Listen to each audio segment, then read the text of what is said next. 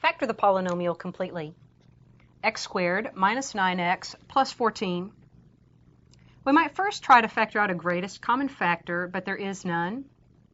So let's look at this trinomial, which I would say is of nice trinomial form, and if it factors, it'll factor as two binomials. The leading terms are going to be x and x, because x times x gives x squared. Now we're looking for factors of 14 that sum to -9. Since that's a positive product, yet a negative sum, we know that both of these next terms must be negative. And those factors of 14 then are a -2 and a -7. Checking very quickly, x times x is x squared.